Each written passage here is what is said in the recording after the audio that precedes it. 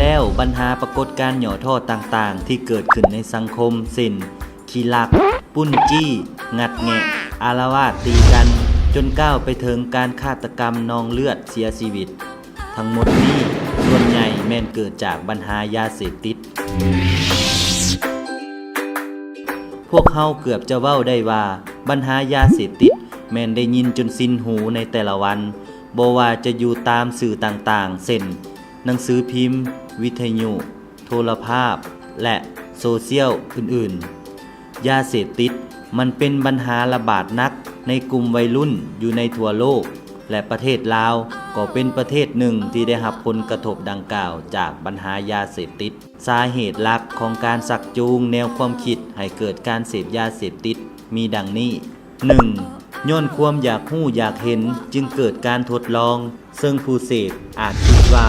การลองเสพเพียงครั้งเดียวคงบ่มีปัญหาอาจจะเลิกได้เองแต่ความคิดดังกล่าวถือว่าผิดหากผู้ที่เสพสารเสพติดเข้าสู่ห่างกายแล้วบ่ว่าจะด้วยวิธีใดก็ตามแม้นจะเฮ็ดให้ห่างกายติดยาเสพติดและออกได้ยากที่สุด 2. การสักชวนจากหมู่เพื่อนหรือต้องการเป็นที่ยอมรับในกลุ่มหมู่เพื่อนหมายความว่าถ้าเฮามีเพื่อนหรือกลุ่มเพื่อนที่ติดยาเสพติดแน่นอนว่าเฮาอาจจะอยู่ในกลุ่มเสี่ยงที่จะถูกสักชวนให้เสพยาเสพติดไปนำ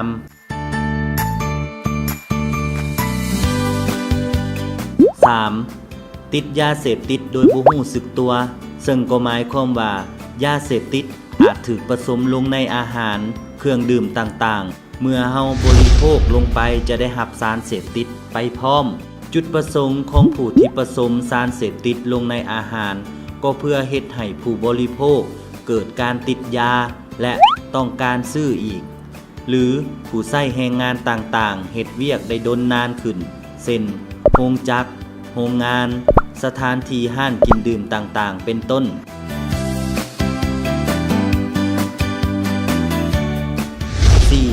ค่านิยมแบบผิดๆคนบางคนคิดว่าการเสพยาเสพติดแม่นได้แรงบันดาลใจมาจากดาราศิลปินนักร้องนักกีฬาที่เป็นขวัญใจของตนเองหรือ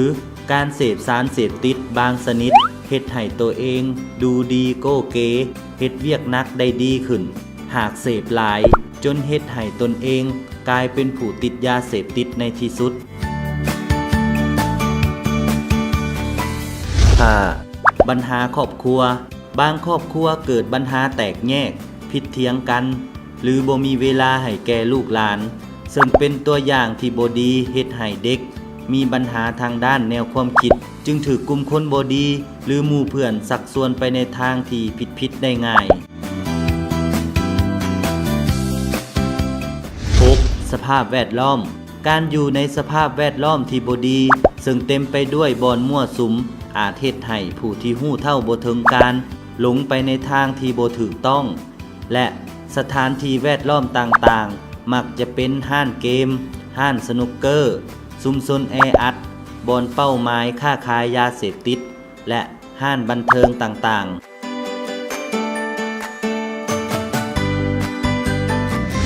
ทั้งหมดนี้ล้วนแล้วแต่แม่นสาเหตุหลักของการชักจูงให้ผู้ที่ฮู้เท่าบ่ถึงการหรือกลุ่มวัยรุ่นที่พวมคึกขนอง